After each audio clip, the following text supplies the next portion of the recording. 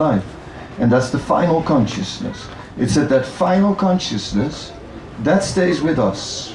Then what happens is, at the time of death, the soul in a subtle body made of mind, intelligence and false ego, so that subtle body goes out of the gross body, and that we carry with us. And then according to the mentality that is there, according to the last thoughts, we will attain the next destination. There's two things: our mentality, and the other thing is what we deserve according to our actions.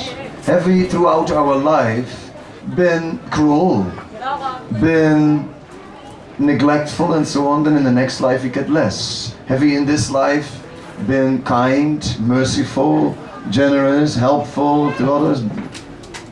Then our karma, then the reactions to our actions will bring us good facility in the next life for expressing that mentality that we had. See, like for example, a tiger and a mosquito have something in common. They both like the taste of blood. But the tiger has better facility for it than the mosquito, in a sense. So because of the karma. You see the point. So, but we are interested in positive development. The human form of life is not the highest form in this world, according to the Vedas.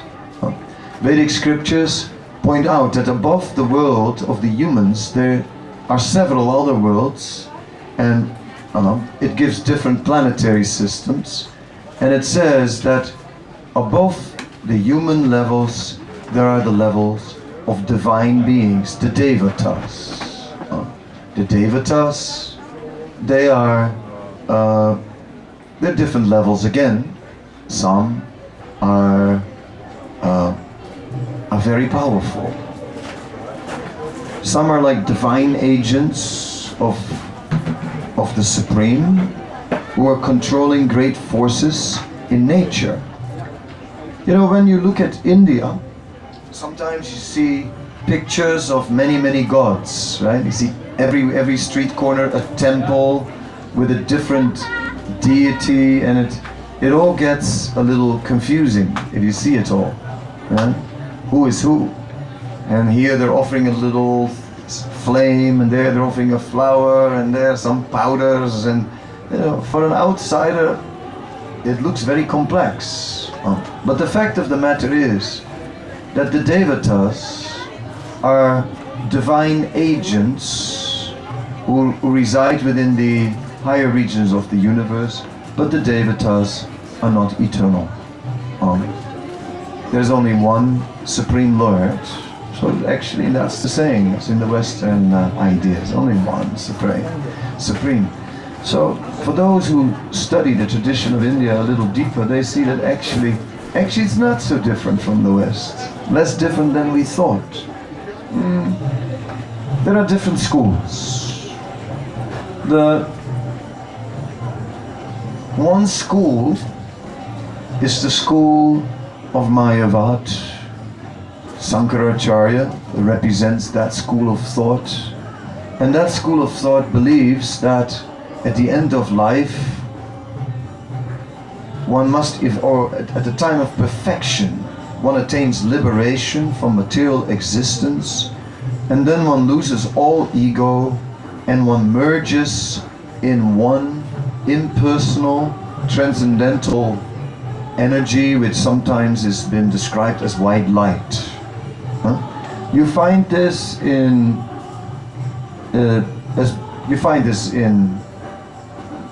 India, in the school of Sankaracharya, and in many philosophies that came from him. You find the same thing in Buddhism. Like if you look in the Tibetan Book of the Dead, you will find a description of the Bardo turtle, where you live 55 days after death, and you see the white light, right? That all-pervading spiritual energy, which in the Vedas is known as Brahman. So Shankaracharya holds that Brahman is the ultimate. The Vaishnavas, the worshippers of Vishnu, according to statistics on the internet, for whatever they're worth, these days the demographics of faith in India are 70% Vaishnavas, 25% Shaivite, and 5% other deities. Of course, some are worshipping several deities, but still there's a very high percentage of Vaishnavas. Important acharyas amongst, or teachers amongst the Vaishnavas, are found in Ramanuja, in Madhvacharya, and in Chaitanya Mahaprabhu. Ramanuja was about in the year 1000, Madhvacharya around 1200, Chaitanya Mahaprabhu around 1500, just to get an idea. And so they carry the tradition of the Vaishnavas. Whereas Sankaracharya has that monotheistic idea where you, or monistic idea where you merge and you lose your personality. The Vaishnavas don't have that. The Vaishnavas say, no, you are eternally, you're eternally, well, there's eternally two. It's not all one, it's two. One Lord and the living entity. So in its liberated state, the living entity is in the position of servant of the Lord. In its conditioned state, the living entity is trying to serve his own senses in this world.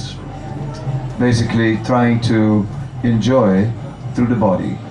So that's what most of us obviously are. We are here, so most of us are preoccupied with that, with enjoying through our senses and so on. My turn. Yes. Okay, I thought it was the chords made it look like tradition. So we are, the Hare Krishna movement is a tradition which then links to these Vaishnava acharyas. So we are theistic. So we are not saying, we're saying yes, there is one all-pervading spiritual energy, which is the basis of everything. Everything rests on spiritual energy. After all, once there was a poet in America who raised a question to our spiritual teacher, and his question basically was, he said that in India, in the temples, they have images. They have images. So, but there are many religions who say that you cannot capture God in an image. How is this possible? Right? And also, in this part of the world, in 1566, we had what is known in the history books, the Beelden storm, or the time that they were breaking all the images in the churches. In 1566, there was a storm that went through Europe, and people were smashing all the images in the churches in the Protestant world. So we remember these things. So even in our regions, it has been questioned, right? How can there be an image? But yet we see in India, every temple has its image and so on. So then the poet asked the question, how is it possible to capture spirit in matter? You have a statue made of matter, how can you capture spirit in matter? So the answer of our teacher Prabhupada was that, he said, matter doesn't exist. In the sense that everything in this world is spiritual in origin. And therefore, in a sense, it's all resting on spiritual energy. The whole world is resting on spiritual energy. There is no doubt about it. Everything is, in that sense, alive. The earth, a lot of people in modern times have missed one point that we find in Vedic literature, namely that the earth is a living being. It says the earth is alive. Not only are we alive and the earth is dead, but the earth is a living being. So we're not treating the earth like a living being because we put drills inside. If we put drills on my body, I wouldn't like it so much. So, yeah. We can understand that. So there's a lot of interesting knowledge actually on deeper levels. Yeah, so the Vaishnava traditions, they see there is that all-pervading spirituality, all that energy, but they say that Brahman, that spiritual energy on which everything rests, emanates from Vishnu, the personality. So this is the conclusion of the Vaishnava acharyas, such as Ramanuja or Madhvacharya or Chaitanya Mahaprabhu. And, okay, that's the line that we are representing. And yes, so we say the living being in a spiritual state is always engaged in service. We just saw a mother, she was peacefully sitting here. At the first cry of the baby, she has to go, right? Because she's the servant of the baby, completely, right? 100% dedicated servant, 24 hours a day. Right? Whenever the child cries, she has to go. Yeah? That's how it is. This, and she loves it, right? Because actually service is very satisfying. Just like my grandmother was really good at pancakes. I mean, she could make pancakes thin and tasty. You know, and thin and tasty means you can eat many. You can eat a stack, you know. So, I mean, I've eaten as many as 30 pancakes, and like, till it was at the point, you know, where I was almost unconscious, right? It was like after 30 pancakes, I was close to delirious, and that was her ecstasy. That was her ecstasy. She was hours in the kitchen just to see, like, you know, see us just eating pancake after pancake and being totally in ecstasy. So it's like, yeah, but you know, who was the enjoyer in the whole thing? You guys were the enjoyers. You were eating and she was serving. No. She was enjoying it even more than we did, right? Even more. She kept on doing it again and again. Even when we didn't want, she still wanted us to have more pancakes. Because she loved it. Because service is like that, you see. Service is satisfying. Even at work, you know, many years ago, I used to travel and then around the world, and then I needed a job, so I was working at night in a temporary job in the post, and in those days everything was manual.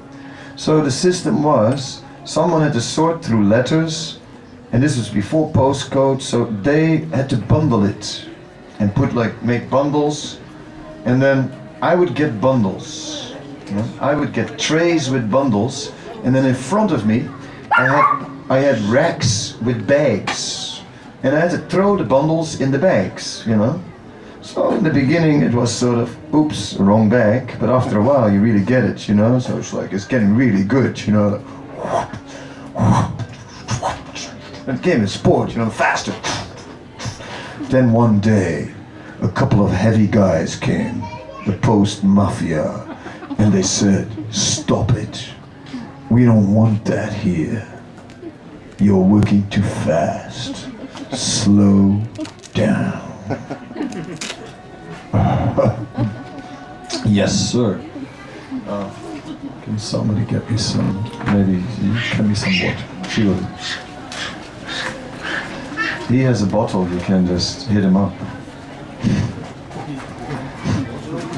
Juste un moment que je voulais un petit peu d'eau, et juste là-dessus est revenue. Elle a un verre. Merci beaucoup, hein. C'est la perfection.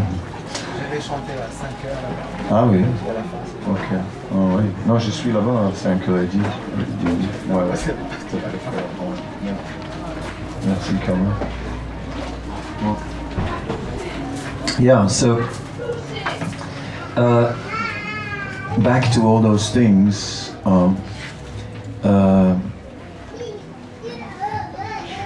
I was in the story, wasn't I?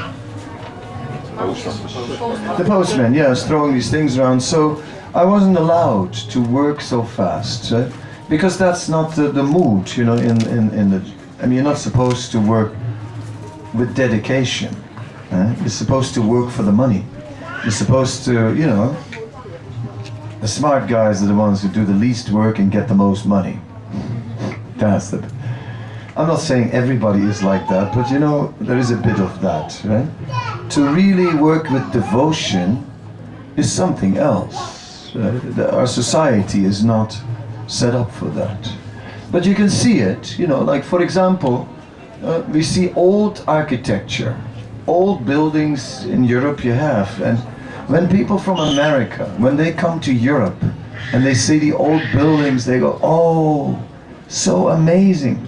So beautiful. I've never seen such nice architecture. Because you go to New York, you know, it's all steel, glass, a little light, a little water, and that sort of effects. And the effects are sometimes really good, but it's cold. It's cold. Steel, glass can be beautiful in itself, but cold. But then you see that old architecture with, you know, decorated by hand, and it looks very warm because there's love in it. Someone has with love, you know, carved something, and you know that it wasn't with a machine, it must have been sitting there, you know. So that love, that dedication comes out and speaks to us. And that is sort of, that's devotion. Devotion, you know, TV dinner, or somebody's been in the kitchen for 3 hours trying to make something far out. Well, you taste the difference, you know. Ping from the microwave. Nah, I'm not hungry, I'll eat later. I'll eat after, right? But if somebody's really been in the kitchen cooking it up, making something exquisite, is it ready or is it, you know, how much longer? So it's devotion. So devotion is something very natural. It's in us, it's in everyone. And that is the trick, and that is the key. That as soon as we start to serve with devotion, it's then that we suddenly start to become enlivened. And that is what bhakti is. So this is the school of bhakti, the school of doing things with devotion. You can say, yes, you can offer anything to the Supreme Lord in principle, as long as you engage it for a spiritual service, a spiritual purpose. And in that way, see, like microphone was alright, instruments are okay. A castle. The man who built this castle, I don't know what he built it for, but he must have had a lot of money, that's for sure. Because this castle is not that old. I think it's, if I remember well, it was close to 300 years, I think. So it's not a medieval castle. It's actually, to tell you the truth, it's not a castle that was built like a fort, like in the Middle Ages to protect people. This was in imitation of those ones. This was just a very wealthy man who wanted to look aristocratic and build himself a castle so that he got a certain status. So it's that kind of a castle. So imagine, you build a little pad like this for your own residence. It's sort of quite something, impressive. But now it serves a different purpose. Now it serves a spiritual purpose. Little does the man know that it was built, when he built it, that it would be used for that. And actually, he is getting benefit from it. That's the interesting part. Because he built it, and now it's used for spiritual purposes, he's still getting the benefit, although he didn't know. So like that. Anything that is used. The man who made this microphone doesn't know that now it's used for spiritual things, but he gets good karma from it. Hmm? Sure. It's sure. Mr. Sure. Well, Mr. Sure can be sure.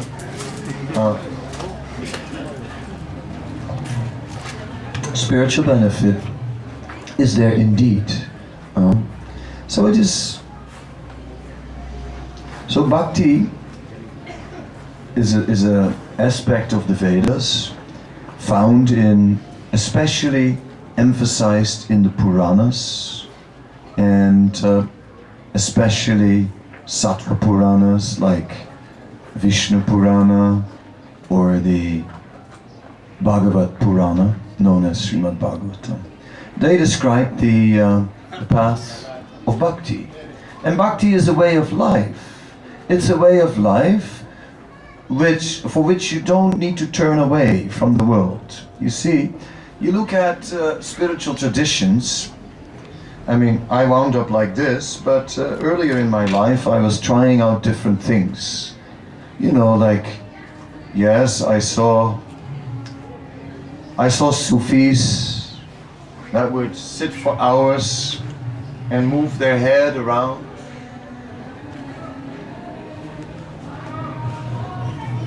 But I didn't like it made me dizzy. That wasn't my thing, you know.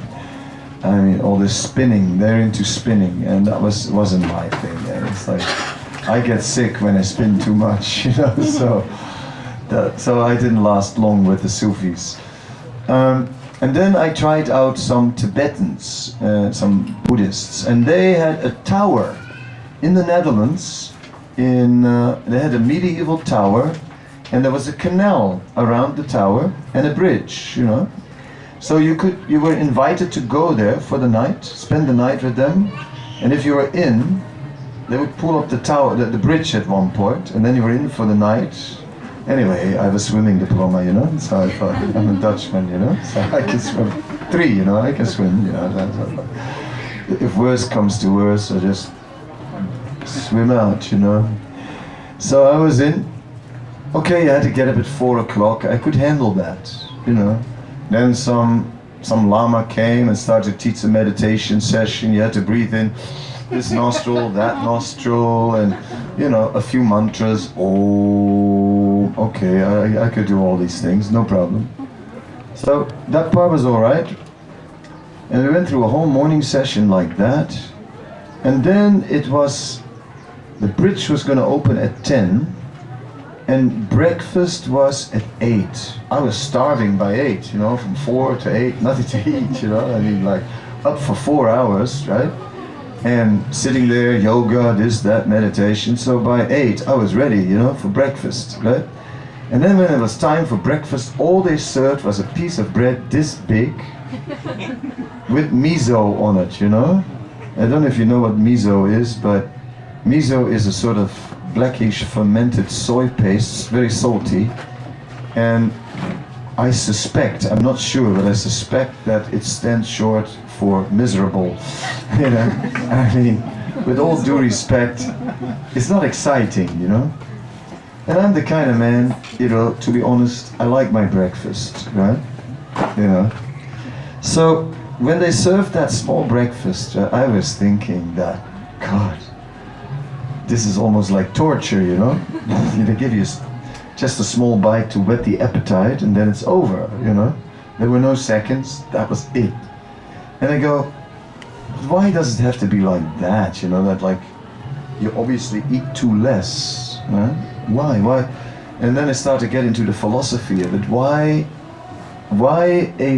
a process of negation? Why a process of denial? Why spiritual life has to be a life of denial? That was my question, actually. So my response was not just so, it wasn't only the stomach, it was, why should spiritual life be a process of denial, of withdrawing from the world, locking ourselves away, of not being part of it? Why? Denial. All denial. So, why do you want to go? I didn't tell him it was the breakfast. It was so embarrassing. But it was. I mean, but there was a philosophy connected to it. Why a process of denial? So I wasn't satisfied with that, and I searched further. When I came across bhakti, what I liked about bhakti, that bhakti is something that can be employed in the middle of the world. Anyone can do it. You can do it at home, you can do it at work, you can do it anywhere. It's not that there's anything wrong with the world. There's nothing wrong with the supermarket. It depends what you put in your cart. Yeah? That's the point. Yeah? We don't have to be against supermarkets. We don't have to be against money. Money, money stinks. It depends. I mean, if you have money, you can also do a lot of good work. Yeah? I mean, if I would have 100 million tomorrow, I know what to do with it, and I could do many good things with it. So if anybody wants to donate, you're most welcome. I can certainly use a few 100 million anytime, no problem. So it's not that the things in itself are the problem. A knife is not bad. A knife can take your life, a knife can save your life. The surgeon uses a knife and saves your life. Okay, some character, may just pull a knife on you on the street, and in that case the knife is not so good. But when I peel my apple, it's useful. When I smear butter on my bread, a knife is part of life. It's neither good nor bad. So many things, neither good nor bad. Everything can be used for a good purpose. Of course, yeah.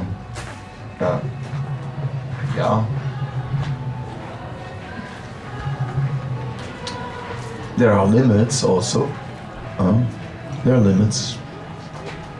Like our modern culture, in one way it's a good culture, in another way it also brings a lot of problems. I mean, the oceans, right?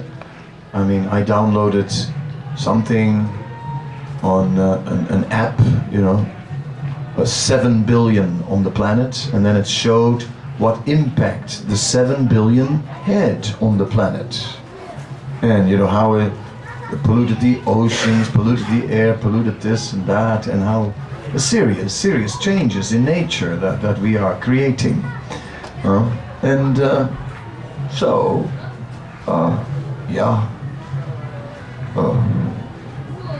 Our civilization, in that sense, may not be the most civilized.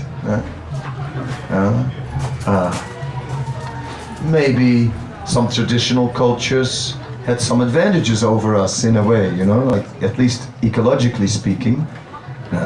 So in other words, it's not necessarily that everything is just so wonderful at this moment.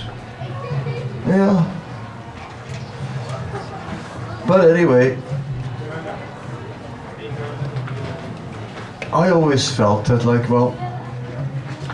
I'm born in the world, and it is the way it is, and and you gotta make the best of it, right? It's not in my hand, I mean, I can't really make a big change, and I just got to live in this world, and like everybody else, and I just, try and live a decent life. And I think most people are like that. Most people are decent people who try to be decent. Actually, everywhere in the world, wherever you go, you find most people are decent people. They want to be nice people, basically. They don't want to necessarily damage the world. They want to be good to others. But how much can you do? It's like someone says, "Don't drive a car." I say, okay, it's nice to say, but if you have to go with a horse cart to Brussels, and it's going to take a while, over the hills, it's an expedition then, and for those who came from France, forget it. And if you got to go to India by ship, it's not okay. 3 months. Yeah, that's a serious journey. And no Suez Canal, you gotta go all the way around. Yeah. The Cape. See, in the past, it goes around the Cape of Good Hope. And it's not for no reason that it has that name, Good Hope. Yeah. Jan van Riebeek came from the Netherlands, right? At Culemborg, of all places, a very cultural place in the Netherlands, and went by ship to South Africa, to the Cape. And it took 4 months. And the whole crew was sick with vitamin deficiencies. And yeah, what can we say? So it's not that the past was just so ideal, and that modern times is so bad, but it's also not that modern times is ideal. Still, it's not ideal, not at all. So that is a point. And why? For one reason, because there's selfishness in people. Selfishness leads to exploitation. Well, the history books are full of it. Right? I mean, the history of the world is a history of exploitation, what to do. That's what we learned in school. Yeah. I mean, even Napoleon, who was so famous for conquering, how did Napoleon conquer? You may not know, but I'll tell you. There was a tradition in warfare that the military would only fight with the military. That was the tradition. Right? And what would happen is the armies would then position themselves in their positions, and they had a gun which would have 1 bullet in Napoleon's days. So then they'd shoot their 1 bullet, and some fell over, and some still stood, and then the others shot. They even sometimes would go after you, right? And finally, okay, they had a shot, and then when the army that had the most still standing, okay, they won the war. But what Napoleon did, he put the bayonet on the gun, they shot at the army, and then they ran forward and ran them all over before they could shoot, and then they attacked not only military, but civil targets and so on, and he brought warfare into the modern era. Yeah. So it's interesting, a little history. So my point is, the history of the world shows selfishness, shows a tendency of exploitation. It is this selfishness that is really the problem in human beings. It is this selfishness that is the problem in the world, and it's the selfishness that that Bhakti is aiming to change, because Bhakti says we are servant, not it's master and mistress, slaves, slash, master and mistress. No, it's servant. It's servant that is actually the desired position, to serve. And to serve, and the more we actually have that kind of service attitude in whatever we do, we try to, yes, can I help? Yes, can I help? Oh, can I do that? Yes. Such a person becomes dear to everyone. Oh, so nice. So and so. Always so helpful. Always respectful. But someone who's walking around can't do anything. Everyone's so arrogant, so proud, so cold, so insensitive. And living at the cost of others. Eccentric rich people. Of course, I'm not down on rich people. Some rich people are honest and good. But I can imagine there are many others that are a little less. I was on a plane, and There was one, we were boarding and the whole plane was full, only I had one empty seat next to me, hoping the seat will stay empty. And then the last passenger comes on late. He's coming for that seat. There was an African man, tall, muscular, with a big golden chain around his neck.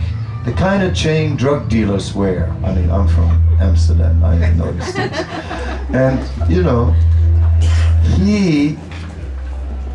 so since he was African and kind of tall, I looked at him and thought, he's from Nigeria, because that's the country in Africa for these things. And sure enough, and then he had a book in his hand, and it was the biography of Pablo Escobar, you know, the drug lord from Colombia. So that really confirmed it, you know. Okay, drug dealer, right? That was obvious. But anyway, he also had a magazine. And then he starts reading the magazine next to me. And when it came to the center spread page, it showed columns with pictures and amounts. It showed pictures of heads of state and how much they had stolen according to the magazine. And according to the magazine, Suharto from Indonesia stole the most. And it was $59 billion, right? So by then I was kind of reading over his shoulder, you know. I was reading the magazine, right? And trying to check it out. $59 billion, a lot of money. And so I was a bit interested. So he sees me reading at one point. He says, yeah, $59 billion. $59 billion. He stole $59 billion. You couldn't spend it if you wanted to. And he kept on repeating this, you know. $59 billion, $59 billion, $59 billion. You couldn't spend it if you wanted to. And guess what? When I came off that plane, what I was saying. $59 billion, $59 billion. You couldn't spend it if you wanted to. I mean, even up to the day of today, you know. I mean, I took that point home. I got it, you know. He was right. $59 billion, what are you going to do with it, you know? I mean, how many cars can you buy, you know? How many houses can you live in? How many clothes can you wear? How much of anything, really? And then still money left over. God, 59 billion, you may realize how many millions that is, you know what I mean? What are you going to do with all those millions? Just like, to spend $1 million a day is not easy, even when you're rich. Really. Yeah? You don't have enough time. You have to spend more than $1 million a day.